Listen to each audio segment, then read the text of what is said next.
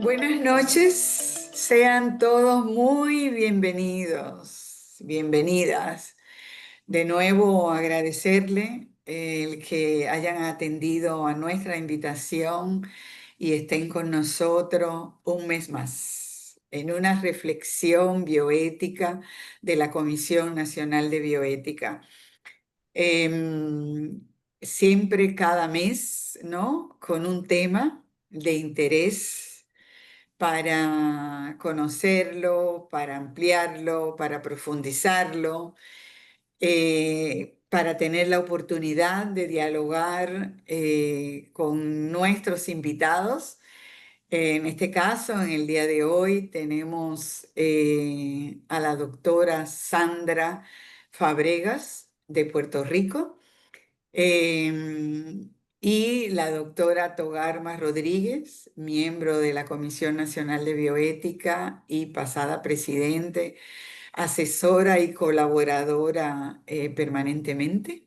Entonces, así es que las gracias a las dos por estar con este tema que realmente nos ocupa en esta reflexión bioética. Adelante, doctora Rodríguez. Bueno, Gracias, gracias. muchísimas gracias a todos ustedes por acompañarnos, por estar aquí. Gracias, Selma, por la invitación.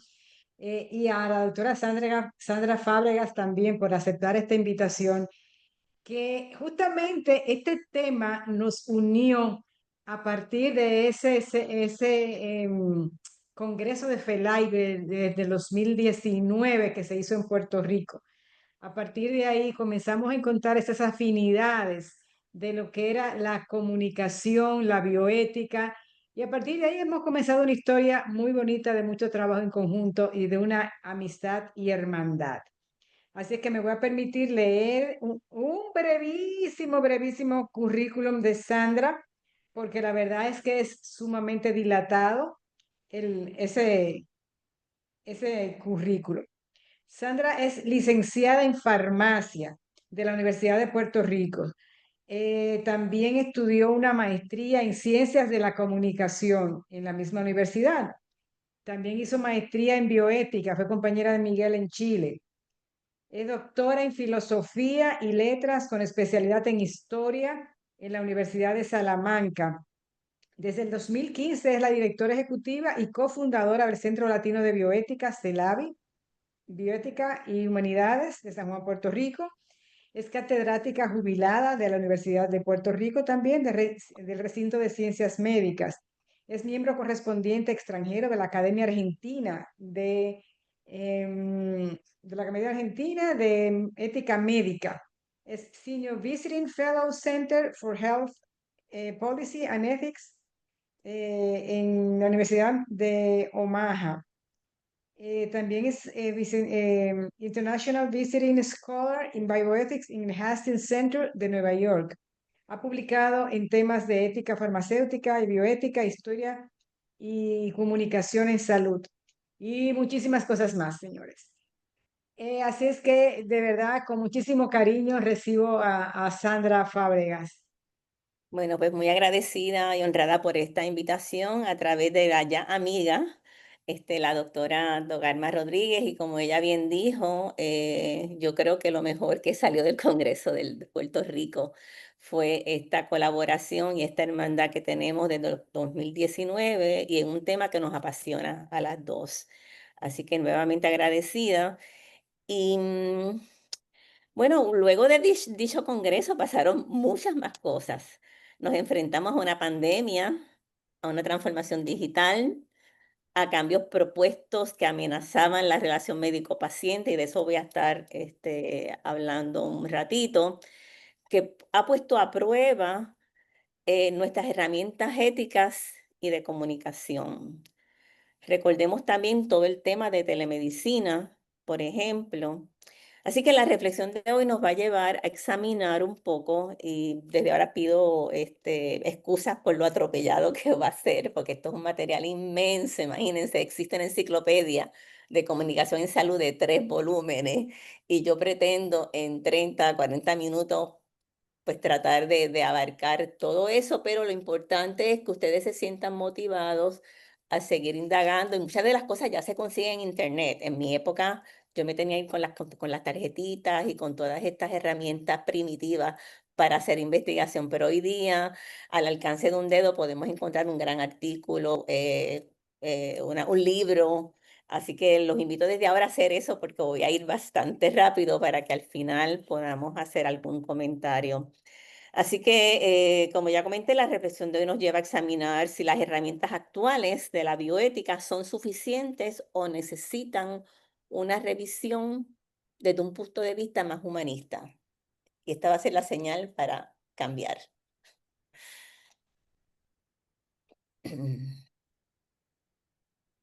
No tengo relaciones relevantes que divulgar en este momento. eh, Quizás en el futuro. Em, Siempre que hago una presentación de comunicación tengo que empezar por Aristóteles, porque la influencia de él ha llegado hasta prácticamente el siglo XXI y a veces creo que somos muy aristotélicos todavía, pero hay cosas que hay que rescatar del gran Aristóteles, que se le ha conocido también como el padre de la comunicación. Y todavía los estudiosos de las ciencias de la comunicación se refieren a Aristóteles, que estuvo con nosotros hace, ya ustedes saben, ¿verdad? Lo que está en historia. Y él fue el primero que reflexionó acerca del arte, de comunicar, de la oratoria. Eh, y en su retórica, en su obra, él hablaba de 3 pilares básicos de la comunicación eficaz que podemos aplicar a nuestros ámbitos. Y estas claves para esta comunicación, que él hablaba de persuasión, y al final del día eso es lo que tratamos de hacer, persuadir que cambie la otra, el interlocutor, cambie su manera de pensar o de actuar.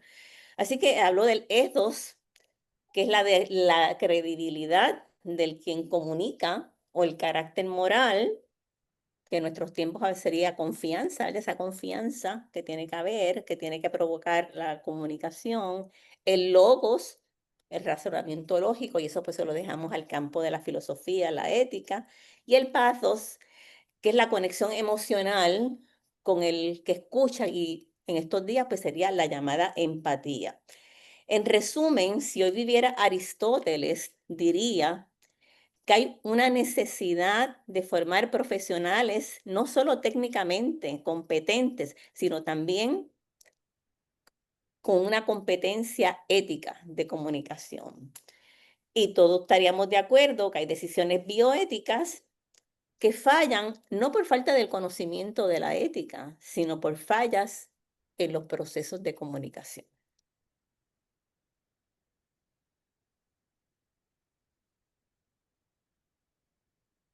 Ha dicho una de las más célebres, vamos a decir, expertas en comunicación, Atena Dupré, que fue una de las primeras personas que yo consulté en mis investigaciones, y recomiendo sus lecturas también, no sé si lo escribimos, pero es Atena Dupré, quizás después lo escribo en el chat para que la busquen.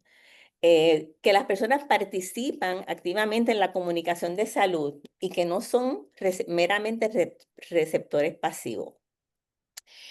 Que la comunicación sea eficaz o no va a depender de las circunstancias y de los objetivos de los participantes. O sea, no es algo espontáneo. O sea, no podemos ir con espontaneidades cuando queremos lograr unos objetivos con un participante. Es imposible presentar habilidades de comunicación que funcionen en todas las situaciones. En cambio, convertirse en un mejor comunicador requiere desarrollar una variedad de estrategias de comunicación y usarlas de manera apropiada. La bioética clínica ha emergido como un campo esencial para la toma de decisiones en contextos de servicios de salud complejos. Eso ya todos ustedes lo saben, especialmente en situaciones donde confluyen la incertidumbre, valores personales y dilemas morales. No obstante, en la práctica cotidiana, la efectividad de esta depende en gran medida de la calidad de la comunicación entre los profesionales y los pacientes. Pese a esa interdependencia, la comunicación en salud suele tratarse como una habilidad técnica o secundaria. Esta separación genera una práctica bioética descontextualizada y tecnocrática que ignora dimensiones humanas relacionales, esa es la palabra que voy a estar usando mucho, relacionales y lingüísticas del acto médico. En consecuencia, se plantea la necesidad urgente de reconceptualizar la comunicación no solo como herramienta, sino como una dimensión ética constitutiva de la bioética clínica capaz de garantizar una atención centrada en la persona. Con ese preámbulo, pretenderé identificar lo mejor posible la disciplina de la comunicación desde el ámbito de la bioética como una con su propio cuerpo de conocimiento, así también valorada como un componente esencial de la bioética. ¿Qué ejemplos pudiéramos identificar de la bioética clínica que desde su inserción en el sistema de atención de salud pretendieron salvaguardar la autonomía del paciente, entre otros propósitos? Sin duda, estas herramientas han sido claves para ir profesionalizando la bioética clínica y la estamos viendo en pantalla. Eh, Sin embargo, vemos en la cotidianidad que se aplican de forma mecánica o como parte de una burocracia que pueden impedir lo que llaman el active listening o la escucha activa. Esta consideración de la comunicación es más pertinente en entornos hospitalarios, ¿verdad? Especialmente se habló mucho de esto cuando hubo este gran desbordamiento de pacientes cuando la pandemia. No sé si la doctora Rodríguez quisiera comentar algo de estas herramientas de la bioética clínica que facilitan la comunicación o seguimos rapidito por ahí.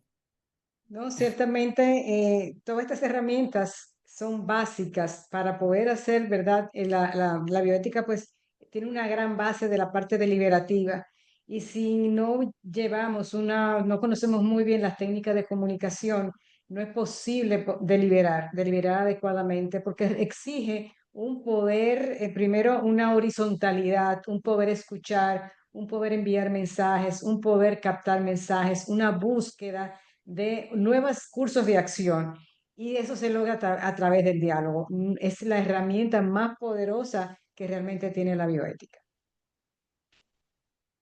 De forma similar, nos encontramos con la biótica de la investigación clínica. Muchos comités de investigación se centran en la legalidad de obtener el consentimiento del sujeto de investigación, que en muchos casos son parte de una comunidad con muchas vulnerabilidades.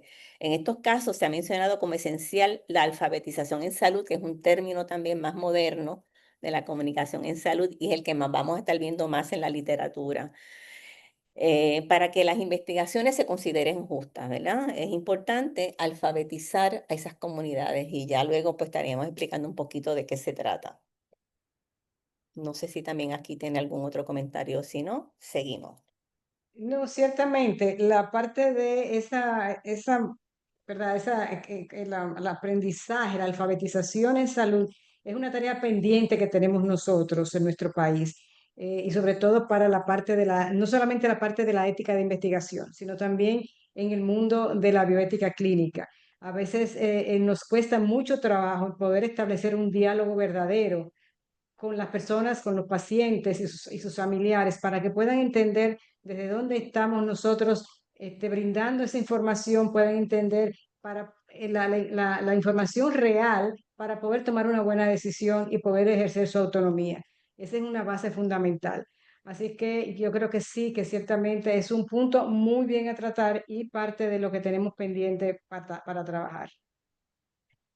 Gracias, doctora. En resumen, hemos visto que la biótica clínica y la de investigación proveen herramientas, están ahí entre nosotros hace más de 30, 40 años, que han creado el espacio para la comunicación, para que se den esos procesos, pero que todavía no se ocupan. Ese espacio está desocupado para la comunicación de forma efectiva por diversidad de razones que más adelante comentaremos. Entre las más obvias es que no se ha desarrollado una competencia de comunicación que sea humanizadora. Además, todavía existen brechas importantes entre los comités de ética de investigación con las comunidades a las que pertenecen sus sujetos. A pesar del rigor teórico, a la bioética le ha faltado capacidad para incorporar otras miradas, otras disciplinas. que le permitan ser verdaderamente interdisciplinaria, y de eso hemos hablado mucho la doctora Rodríguez y yo, que somos fanáticas del doctor Potter. Y por último, y no menos importante, ha sido también la dificultad de adaptarse a los diversos contextos. ¿Cómo luciría gráficamente, si queremos plasmar cómo luce el desarrollo de una competencia de comunicación?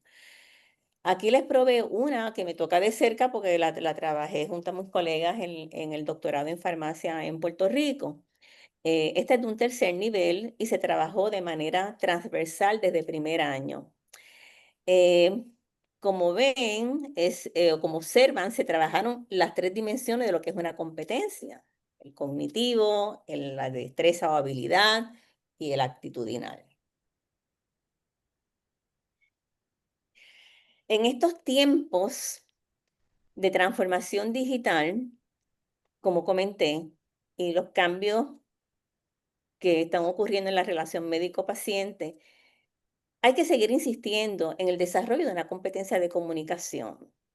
Entre muchos argumentos que pudiéramos ofrecer está la necesidad urgente de salvaguardar esa relación para el logro, en primera instancia, de unos objetivos terapéuticos.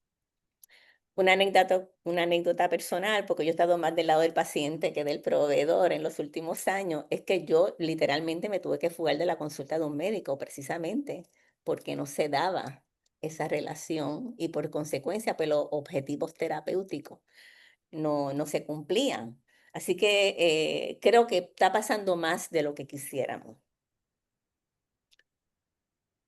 Así pues, se ha planteado la necesidad urgente de reconceptualizar la comunicación no solo como una herramienta, sino como dimensión ética, constitutiva de la bioética clínica y de la investigación, capaz de garantizar la aplicabilidad real con una atención centrada en la persona o el sujeto. Sin comunicación efectiva, la deliberación ética se fragmenta y pierde su sentido más humano. El vocabulario del campo de la comunicación se incluye con bastante frecuencia en el discurso de la bioética, pero sin el reconocimiento de que corresponde a una disciplina que cuenta con su propio cuerpo de conocimiento teórico y científico. Así pues, cada vez que se habla de comunicación en el campo de la bioética, hay que recordar que hay dimensiones propias de una competencia como comentamos anteriormente. Hay un ámbito que corresponde a la teoría, otra a las habilidades, otras a las actitudes. Y aquí hago un alto. ¿Es la empatía una habilidad de comunicación?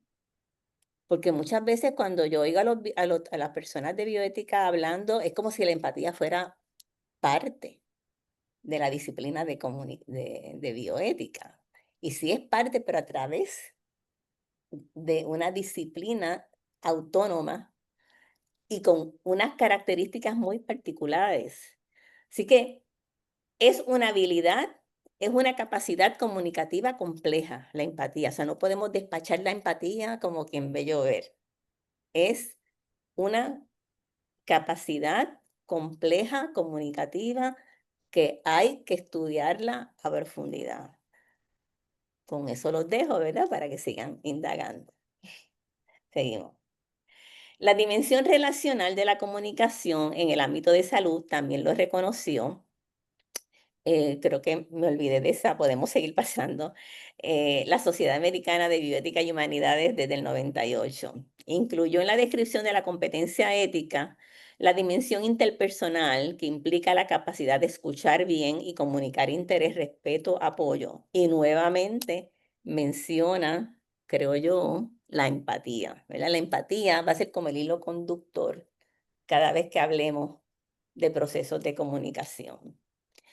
Así que ya desde 1998, pues ya ven todo lo que consideró, no solamente las habilidades interpersonales, sino las habilidades de evaluación y habilidades de proceso. Es mucho más lo que se puede hablar de esta competencia, que es reforzada obviamente por el conocimiento de la ética, que es bastante extenso, de la bioética, pero que por razones de tiempo pues no vamos a entrar en ese detalle. Aquí lo que quería ilustrar era más bien que la misma El campo de la biótica reconoce la importancia de incorporar elementos de la comunicación. En esta ya larga reflexión sobre la importancia de la competencia de comunicación, es importante profundizar en los propósitos. Hemos hablado muchísimo, pero hablamos y a veces no, es sin propósito. Y fíjese que en el campo de la salud está bien definido eso. Hay un propósito instrumental y un propósito relacional. Y eso lo postuló la doctora Teresa Thompson, hasta ahora todas mujeres, pero ahorita voy a mencionar al doctor Gary Krebs, que es amigo de la doctora Rodríguez y mío, pero hasta ahora han sido personas estudiosas de la comunicación en salud. Y la doctora Thompson es otro de los recursos que yo uso, Teresa Thompson, en mis trabajos, porque ella fue la editora de la enciclopedia que les mencioné al principio, Encyclopedia of Health Communication. Así que fue ella quien postuló estos propósitos, y no sé si lo estamos viendo a ver si lo podemos poner. El instrumental y el relacional, y hasta ahora yo diría que casi siempre con nuestras herramientas de bioética, el propósito que se está cumpliendo es instrumental, o como dicen los norteamericanos, task oriented, dirigido a la tarea. Hay que hacer un consentimiento informado, pues ahí lo llenamos, hay que hacer un historial, ahí lo trabajamos, hay que explicar un procedimiento, ahí lo hicimos, y ya cumplimos con la comunicación, pero lo que verdaderamente estamos careciendo es del propósito relacional, ¿verdad? Que es más orientado a la persona. Se busca construir y mantener una relación, ya sea con nuestros compañeros en el equipo de salud, con los pacientes. Se centra nuevamente en la empatía, la confianza, el respeto, el apoyo emocional.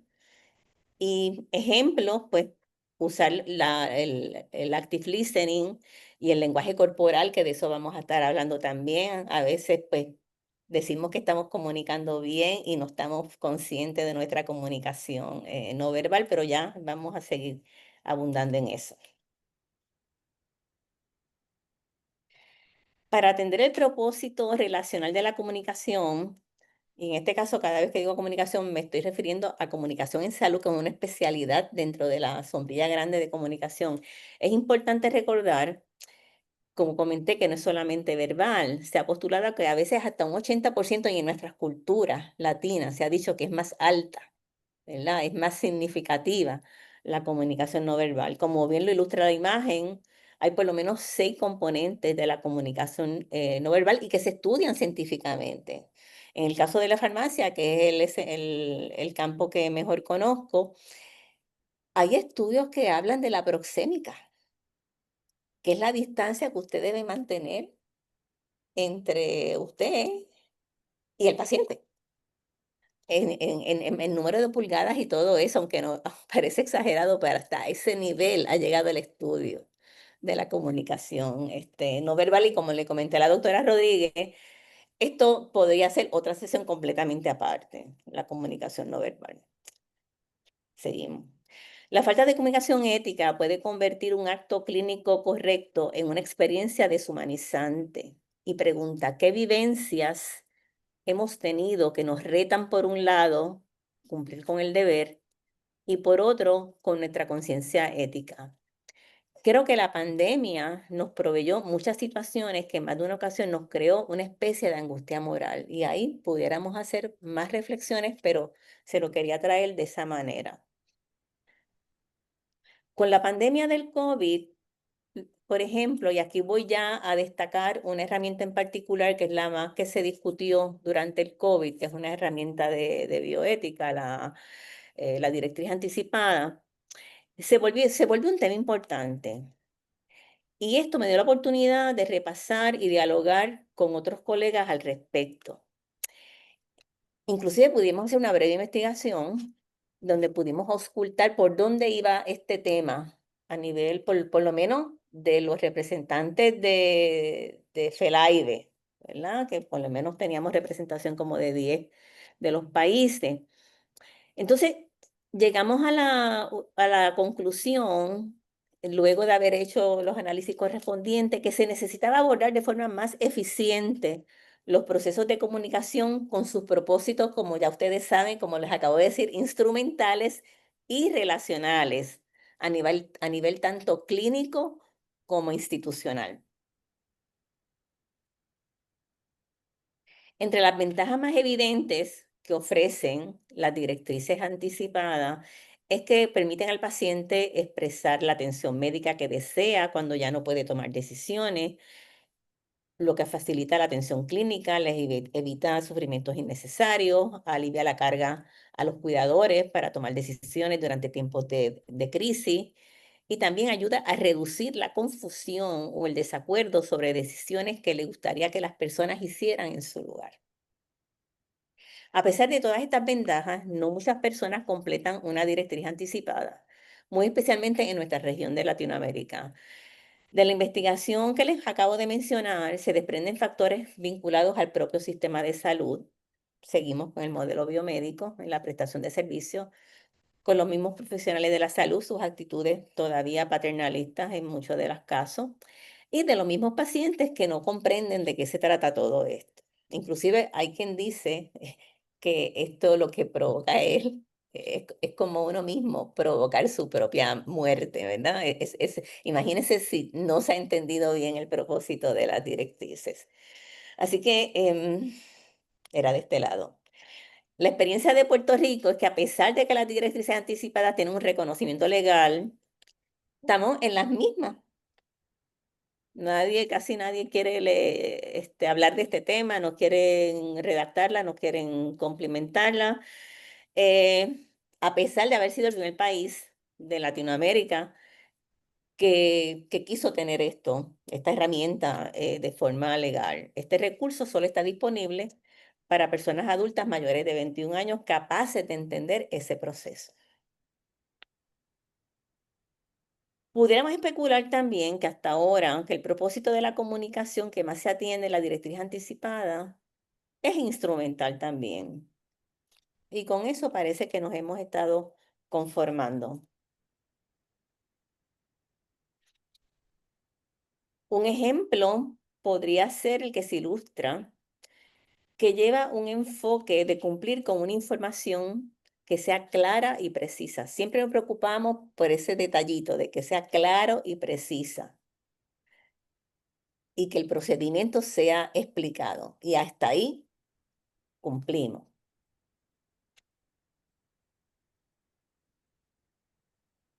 Ya estamos más adelante. Pero está bien, nos quedamos ahí. No, está bien, puedes darle para atrás. Ahí. Ok.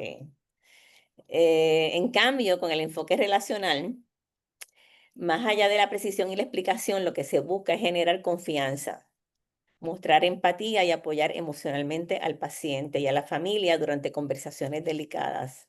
En la pantalla podemos apreciar algunas de las discusiones que se llevan a cabo y yo no sé si alguien, ¿verdad? Para yo no sentirme que estoy hablando todo el tiempo, las quiere leer. Algunas de las que ustedes creen que son las más posibles, ¿no? Las más reales.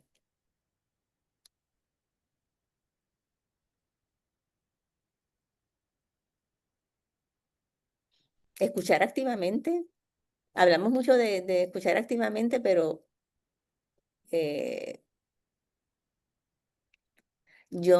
cuando yo estaba bien metida en estos temas, decía, era escuchar con un tercer ojo,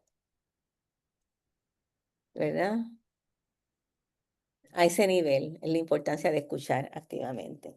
No, pero de hecho también, Sandra, no solamente la famosa escucha activa, sino el validar las emociones que están envueltas, porque Claro, ser tenemos que parte. también en ese mecanismo de poder ver qué es lo que está sintiendo el otro.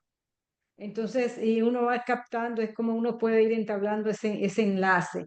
Y esa es una percepción que hay que desarrollar y poder leer el lenguaje del otro, el lenguaje no verbal del otro, y darle paso entonces a poder entender y el manejo de esas emociones, que es algo también fundamental.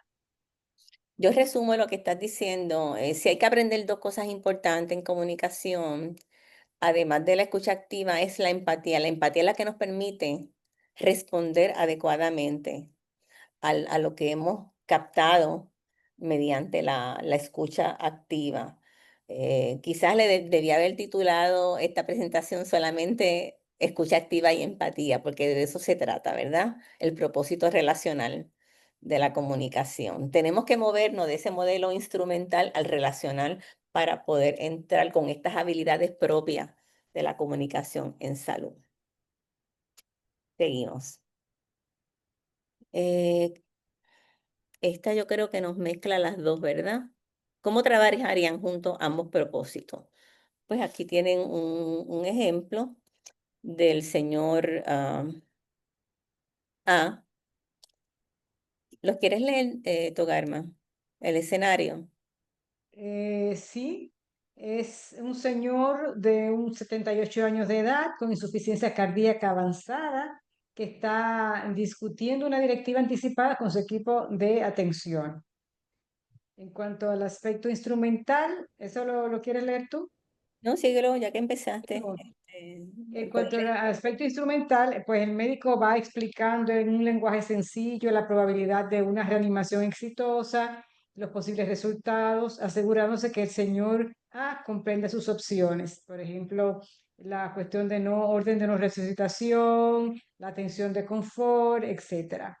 Pero ya en el aspecto relacional, entonces la enfermera reconoce los temores del señor sobre la muerte, lo alienta a compartir sus valores, qué es lo que más te importa y si su corazón se detiene, ¿qué pasa?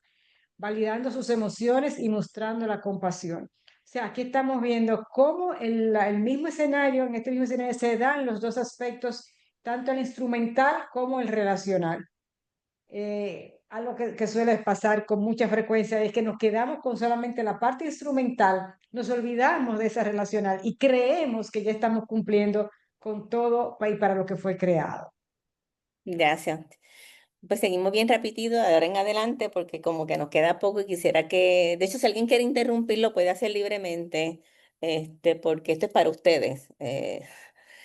Aquí esta parte la termino con una reflexión del doctor José Ramírez Rivera, que yo creo que el doctor Suazo sabe quién es nuestro autor de las directrices anticipadas puertorriqueñas. Él diseñó este formulario que facilita preparar una directriz anticipada.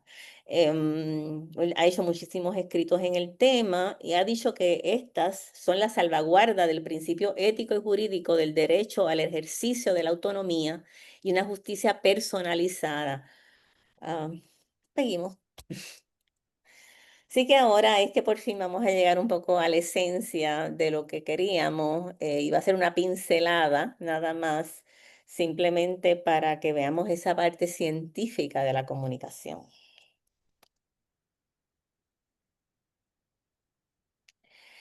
Les comento que el modelo aristotélico pues, ha llegado prácticamente al siglo XXI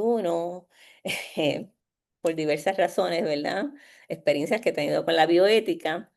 Sin embargo, tenemos que ya desde los décadas de los 40 se comenzó a diseñar modelos para el estudio de la comunicación humana y curiosamente por personas que nada que ver con la bioética.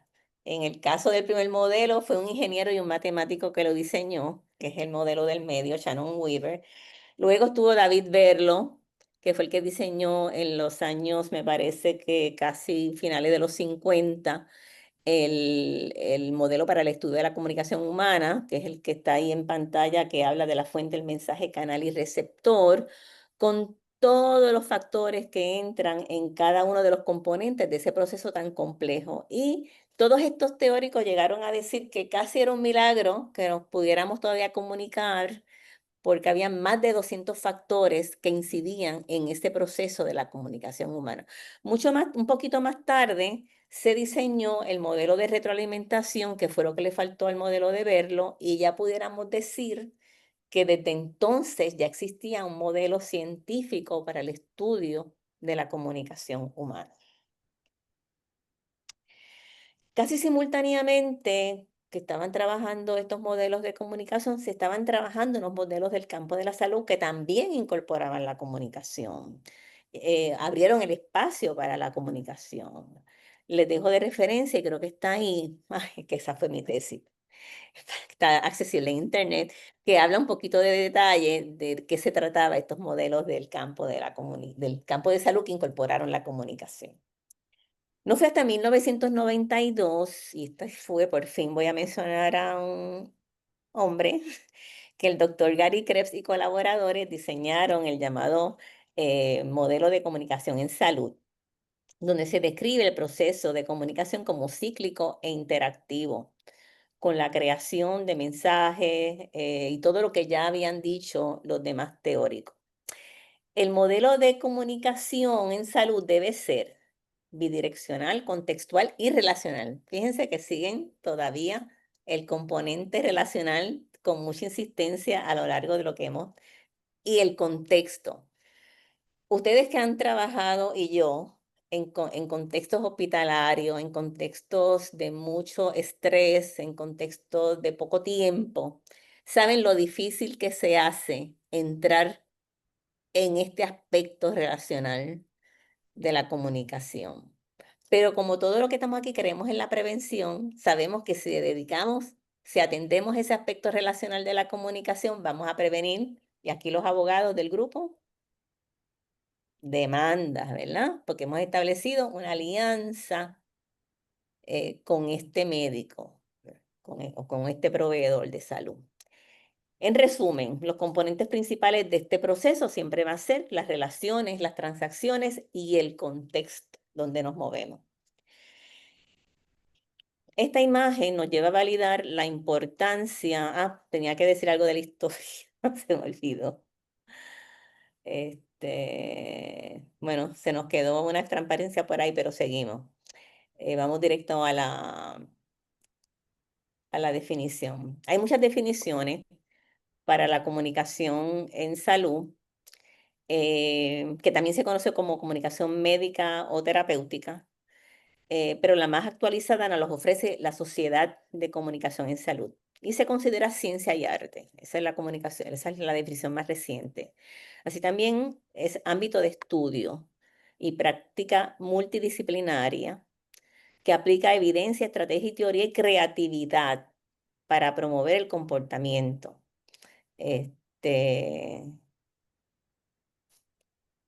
yo creo que era la diapositiva que tenía muchas cosas, que tenía esa. Ahí está la definición, ahí está también la historia comienza casi a la par de la bioética en los años 70 y en los 80 es que se consolida, cuando ya empiezan a salir artículos de investigación, ya se empiezan a aprobar proyectos, el gobierno le da dinero a los investigadores para llevar a cabo proyectos que tengan que ver con comunicación en salud. Y empieza de forma ascendente a producirse mucha literatura en el campo. Seguimos. Eh, sí que se han identificado por lo menos 8 contextos en los cuales se trabaja la comunicación en salud, pero para efectos de esta presentación solamente les dejo con el microcontexto que comprende las relaciones de paciente-proveedor, de los individuos expuestos a información de salud, que a veces compiten con lo que el proveedor de salud les quiere decir de forma correcta, y en individuos que se adhieren a regímenes y recomendaciones clínicas. Hoy día se ha identificado la alfabetización en salud, ya estoy terminando, como el brazo operativo de la comunicación en salud, y se ha conceptualizado como una habilidad para comprender y aplicar información sobre problemas de salud. Los desafíos de alfabetización en salud se magnifican en el mundo por acceso limitado de la educación, barreras culturales y limitaciones de recursos. Y comprender y utilizar la información de salud se vuelve muy difícil para grandes segmentos de la población y ustedes han tenido la experiencia, ¿verdad? Porque estamos en competencia con los medios de comunicación social y recordemos la pandemia. La pandemia trajo la infodemia también, ¿verdad? Los profesionales, por un lado, querían dar una información correcta, pero los medios estaban dando otra información y se nos formó ese mare magnum, esa sobreabundancia de información o disonancia cognitiva, como dirían los teóricos de la comunicación. Y yo creo que ya, y si cambiamos, casi me estoy despidiendo con unas conclusiones que pueden ser simpáticas o no. Eh, las herramientas de la bioética organizan el razonamiento, pero no necesariamente cumplen con su función ética. La comunicación ética es proceso, no trámite. Y humanizar el cuidado exige integrar ética y comunicación. Y al final escogimos esta cita para dejarlos reflexionando por el resto de la noche. La comunicación ética no busca ganar argumentos, sino comprender personas. Y hasta aquí lo que intenté hacer, que entiendo puede ser de interés. Gracias por la oportunidad. Bueno, pues muchísimas gracias. La verdad, Sandra, que nos ha ayudado a hacer un recorrido bastante interesante y rápido a través de la comunicación. Insistir bien en que lo importante de la comunicación, como nos planteaba Habermas, para poder tener un mismo plano de simetría, horizontalidad, para poder ser empático y poder lograr la verdadera misión que requiere lo que requiere todo este campo de la bioética. Vamos a abrir ahora para preguntas, comentarios. Ya están apareciendo aquí algunos comentarios en el WhatsApp, dándonos las buenas noches. Magali te felicita, Sandra. Eh, y bueno, ya creo que ya tuviste ese, porque ya contestaste. De la mano. Buenas noches, todo Buenas es muy noches. interesante. Eh, en las voluntades anticipadas, la instrumentalización es como que hay que cumplir los pasos y la relacional podría reorientar el consentimiento informado de la persona que firmó la voluntad anticipada. ¿Cuál ha sido su experiencia en esos casos? Bueno, como le dije, en Puerto Rico prácticamente lo tenemos instrumentalizado tanto el consentimiento informado como la directriz anticipada.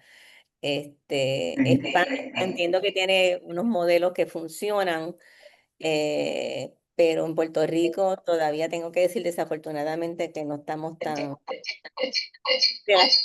relacionales con la directriz anticipada y el consentimiento. Gracias. Aquí tenemos a Francisco Gómez, que está también por aquí. Gracias, buenas noches. Felicitar a Sandra, excelente exposición, sumamente interesante para mí, que también soy analfabeto en lenguaje médico, tengo que alfabetizarme. Pero quería que me abundaras un poquito acerca del término ah, que se refiere a la distancia médico-paciente. ¿Cómo dijiste que se llamaba? Proceso de... Proxémica, sí, proxémica. Cuando uno habla de no verbal, uno de los ejercicios interesantes, porque es cultural, esto de la distancia, la comunicación no verbal es un tema bien interesante y muy importante cuando uno está en el área de salud. Entonces, casi siempre, pues, una de las formas más rápidas de ilustrar esto de la proxémica es cuando uno entra a un elevador, ¿verdad? Que las personas, en vez de acercarse, cada uno se va para una esquina. Y si hay mucha gente en el elevador, uno se queda como estatua dentro del elevador. También se ha estudiado mucho la mirada, ¿verdad? Hay culturas que uno no se le puede mirar directamente porque se sienten amenazados, se sienten inclusive que se le está faltando el respeto. Y yo los exhorto a que busquemos hablar más de estos temas porque la comunicación relacional es difícil que se decida, una persona de otra cultura, por ejemplo, mucho más difícil, pero si es de nuestro propio entorno, sabemos, dominamos, ¿verdad? Los signos, el tono, el vocabulario, la postura, ¿verdad? Lo que le llaman cinética también, toda esa postura corporal abierta, los gestos, los faciales, los manerismos. Todo eso, los políticos lo tienen bien estudiado, pero Ya. tenemos que aplicar esas técnicas de ellos al ámbito de salud, ¿verdad? Porque tenemos que ganar la confianza. Y cuando ganamos confianza podemos establecer relaciones, y esto se aplica a la vida real, ¿verdad? A las parejas, a las amistades, etcétera. Así que bien importante ser estratega, no podemos improvisar, y menos en el campo de la salud. Gracias, Frank. Quería hacer otro comentario, si me lo permiten. Claro, con gusto. Bueno, me quería referir específicamente a la actitud del equipo de salud cuando supuestamente se comunica con el paciente. A veces lo hacemos en un lenguaje tan técnico que el paciente no logra entender a cabalidad lo que le comunicamos. El paciente se va porque el paciente es sumiso. Él asiente, dice sí, está bien, pero no entendió nada. Entonces, los médicos generalmente asumen el rol de protagonista del proceso, lo cual es un error muy grande porque el protagonista es el paciente. No habla mucho porque no tiene mucho tiempo y tiene que seguir trabajando. Entonces, a mí me parece importante, no sé a ustedes, y me gustaría que me desmintiera o argumentara acerca de la importancia del equipo multidisciplinario que debe acompañar al equipo de salud en este tipo de comunicación, en la comunicación médica, clínica o médica. Estoy hablando en este caso de los psicólogos, el trabajador social y la enfermera, que son la gente que más tienen conexión con el paciente, incluso más que el médico. Porque como te dije ahorita, el médico tiene poco tiempo para hablar. Entonces, el equipo de salud mental es esencial cuando se va a comunicar una situación de salud de esas terminales. Lo otro es que cuando los profesionales queremos hablar, muchas veces tenemos miedo de hablar de los temas de final de la vida, de cuidado paliativo, de situación irreversible. Entonces, tampoco se hace muy fluida la comunicación. Era lo que quería comentar. Muchas gracias. Excelente, yo creo que nos ha dado la postdata de la presentación. Creo que estaba escuchando activamente. Sí, yo creo mucho en el equipo y todo lo hago en equipo. Y para problemas complejos de salud, un buen equipo interdisciplinario, y esa ha sido mi crítica a la bioética, que sabe lo que hay que hacer, pero a la hora de aterrizar, queremos hacerlo nosotros también. Queremos dar la misa, tocar las campanas, hacerlo todo. Y nos olvidamos que existió este señor Potter que decía, tenemos que tender puentes. Y decididamente la enfermera, fíjense que ahora mismo mi profesora en el doctorado en bioética que estoy haciendo es una enfermera. Excelente, excelente. Es una enfermera. La directora del centro de bioética donde yo hice un internado cuando estaba estudiando bioética en Omaha, Nebraska, en Creighton University, era enfermera. O sea, cada profesional por su formación ha desarrollado unas destrezas que pueden abonar a que ese paciente se sienta confiado en las acciones que están llevándose a cabo para su bienestar. O sea que ese equipo puede compartir la responsabilidad y no necesariamente ser la persona que se siente para trabajar o iniciar la directriz anticipada, que es un tema tan sensible. Yo recuerdo que en el hospital de veteranos, que la doctora Rodríguez lo conoce, quien iniciaba el proceso de la directriz anticipada en una primera visita del paciente a la trabajadora social, era la trabajadora social. De hecho, he tenido excelentes experiencias con las trabajadoras sociales, tanto dentro del equipo de la comités de ética hospitalario, como su trabajo con el paciente. Así que excelente comentario, pudiéramos hablar muchísimo más, pero sí tenemos que fomentar la interdisciplinariedad, y los bieticistas tenemos que desarrollar, y lo decía la competencia ética de la Sociedad Americana de Humanidades y Bioética, tenemos que aprender a trabajar en el equipo y facilitar reuniones con el equipo. Muchísimas gracias. Gracias. Bueno, pues Miguel. Galma, que me dé la oportunidad cuando se pueda. Con gusto. Muy buenas noches. Quien les habla es el doctor Cristian Francisco. Buenas Quiero noches. aportar, y en lo que se refiere a experiencia en las demandas médicas. Hoy en día, un alto componente de las demandas médicas están basadas en la falta de comunicación de parte del médico con el paciente. Podríamos decir no solamente falta de comunicación, no, debilidad en la comunicación. Y el uso de recursos tecnológicos está sustrayendo lo que es la historia clínica. Y cuando usted revisa una demanda médica, la demanda médica lleva ese componente, de tal manera que yo soy de lo que aspiro a que la empatía entre el médico y los pacientes se restablezca y más y se fomente un poquito más. Muchas gracias. Gracias Muchas a gracias ti, por esta Cristian. valiosa aportación. Muchas Togalma, yo quiero Sí, decir dime. algo, ¿puedo? Con gusto, claro. Gracias. Yo lo estoy viendo desde otra perspectiva que me llama mucho la atención por situaciones que se dieron durante la pandemia. Yo recuerdo que se había propuesto que para trabajar en la pandemia se trabajara con disciplinas diferentes a la medicina. O sea, no solamente los médicos, las enfermeras siempre han estado de lado aquí, eso lo sabe todo el mundo. Y lo que me llamaba la atención justamente es la interdisciplinariedad que debe verse en estos procesos de comunicación. Sin embargo, ¿qué es lo que se problematiza? Son los egos.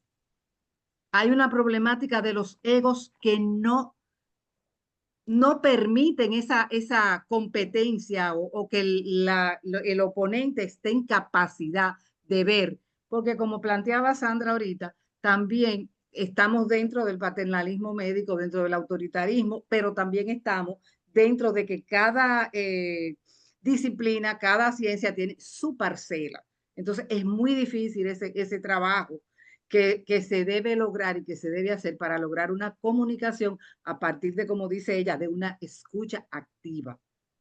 Y es justamente lo que yo creo que ustedes hacen cuando hablan del proceso de humanización, es buscar esa relación que debe darse dentro de los profesionales de diferentes ámbitos. Era un comentario solamente lo que yo quería hacer. Gracias, Tocar. excelente, ¿no? Y lo aprecio. En mi caso, yo me he tenido que hacer estudiosa de los tipos de personalidad, porque dependiendo de los tipos de personalidad, hay unos egos y hay egos, porque hay personalidades que son de más bajo perfil y que se puede lograr el proceso de comunicación y no que no sean inteligentes o no sepan lo que no están haciendo y los subestiman, ¿verdad? Pero si esa persona de bajo perfil que tiene una personalidad más pasiva, por decir, que de hecho yo tengo unas ilustraciones sobre eso, de la época que se usaban transparencia, que uno era un marshmallow, ¿saben lo que es un marshmallow, verdad? El Sí. dulce este, y una metralleta, porque en esencia esos eran los polos, las personas que eran como marshmallow, suavecitas, y las que eran dominantes todo el tiempo, y desafortunadamente, digo, en situaciones de emergencia tener una personalidad así, ¿verdad? Es importante, ¿verdad? Los dominantes, porque rápido actúan, ¿verdad? Y en esas situaciones de crisis posiblemente queremos ese tipo de personalidad, pero tienen que aprender cómo maneja los marshmallows, las situaciones también, ¿verdad? Porque no todo siempre puede ser por el centro del plato, como dicen aquí, no todo puede ser con todo en estilo directo o poco diplomático, como diríamos también, pero son cosas que se aprenden.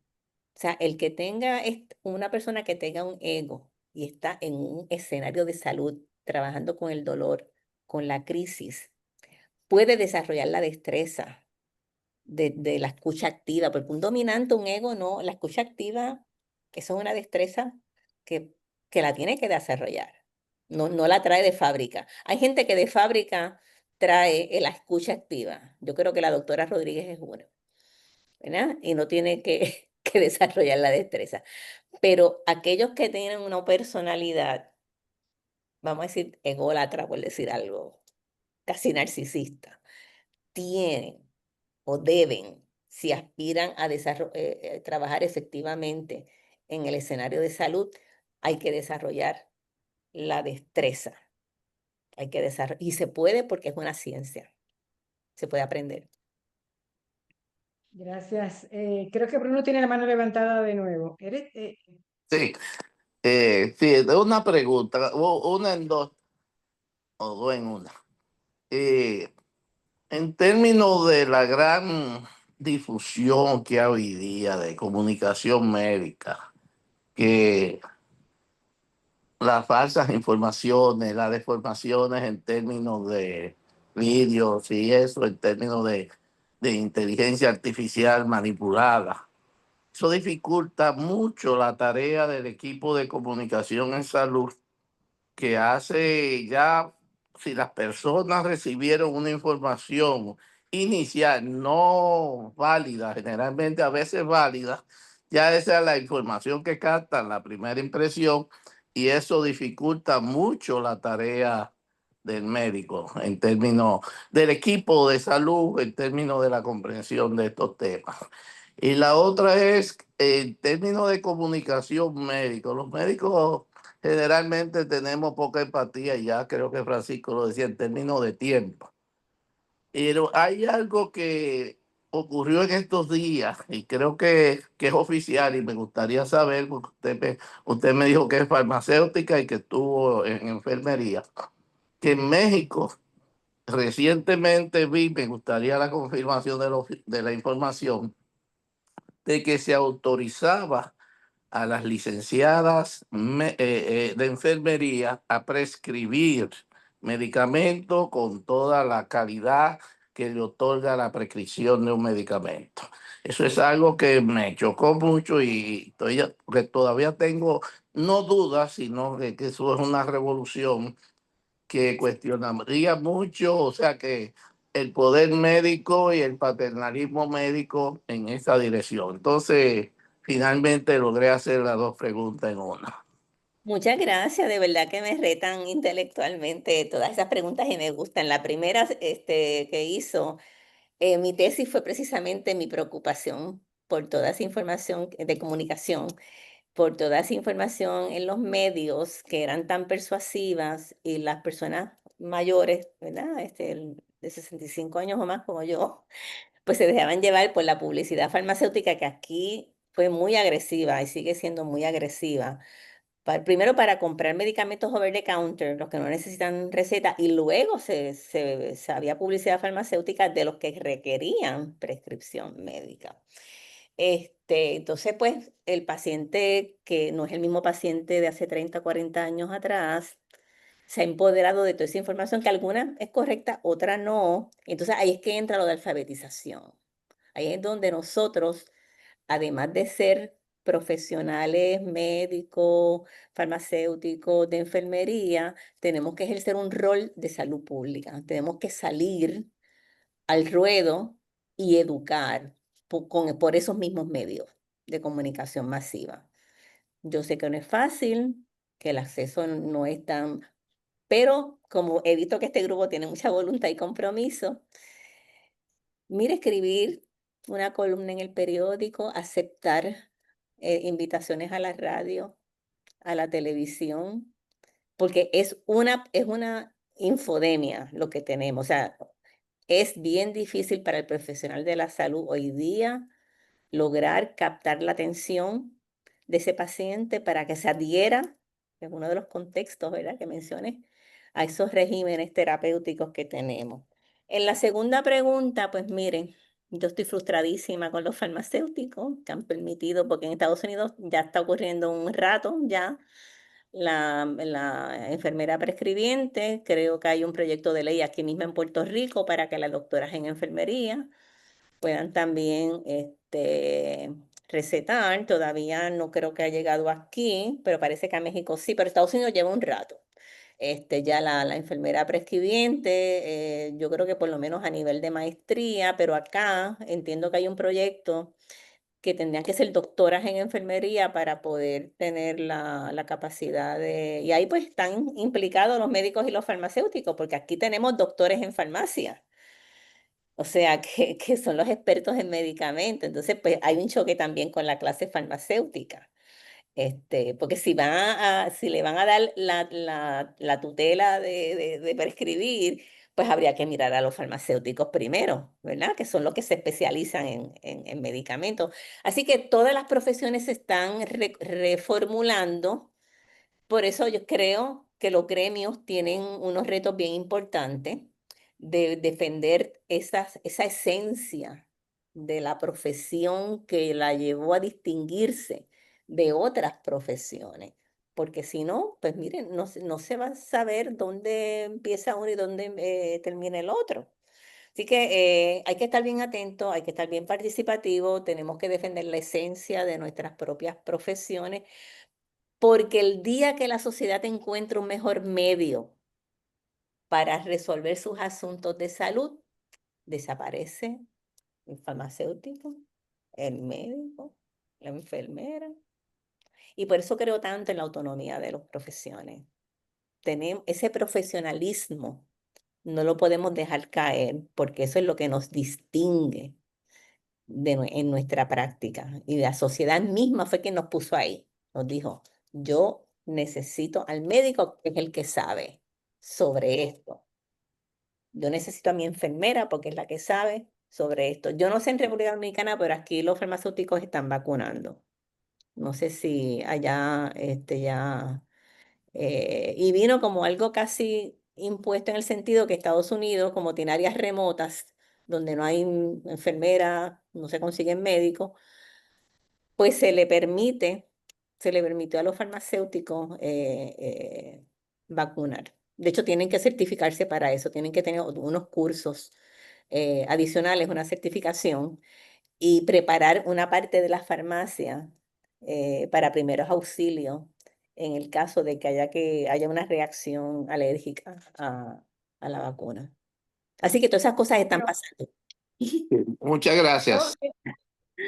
Gracias a todos por la participación, pero quiero que Miguel, que tiene la mano ya levantada de hace muchísimo tiempo y hemos abusado de su paciencia, pues que su intervención, Miguel. Bien, gracias, Togarma. Fundamentalmente, darle las gracias a Sandra por esta maravillosa exposición. Agradecer a Togarma, que sé que es parte de ese proyecto también durante mucho tiempo van compartiendo.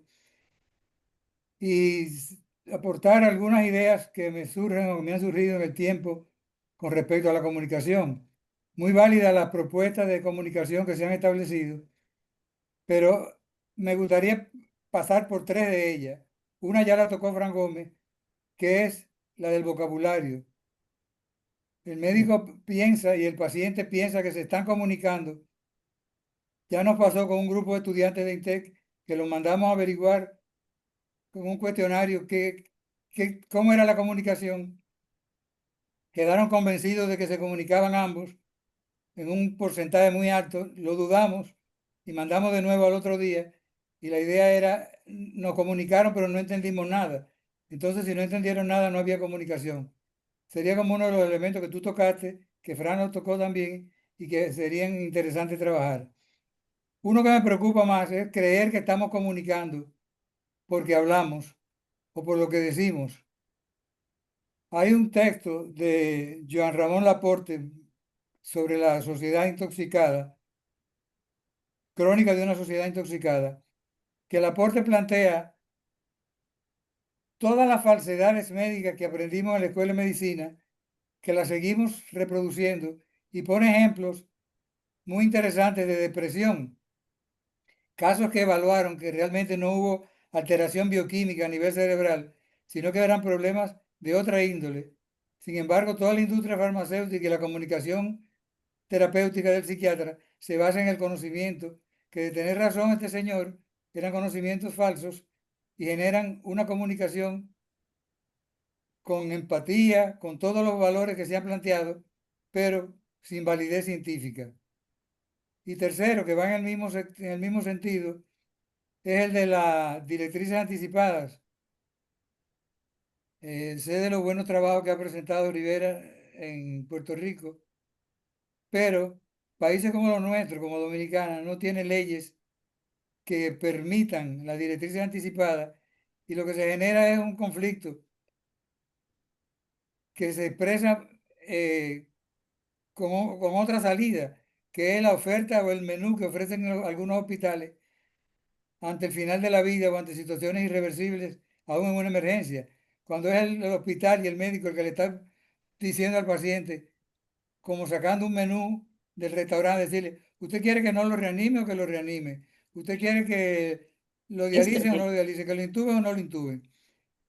Tuve una experiencia hace quizás menos de un mes, si hay alguien de la plaza en el auditorio podrá corroborar, que el mini comité que tenemos de emergencia nos llamaron a 8 o 9 de la noche, un día de semana, porque el problema que tenía el residente en el hospital era de índole moral. Los pacientes habían pedido no intubar cuando ya habían intubado, desentubar cuando no se puede desentubar. Entonces, hay una comunicación. Se le hace creer aquí que hay una directriz anticipada, pero lo que está pasando es que estamos haciendo una oferta. Aquello quiero que me lleven al hospital en un momento de una crisis, a que me recuperen, pero lo que me están ofreciendo es si hago un paro, que no me reanime o que me reanime. ¿Cuáles son las opciones que me están dando?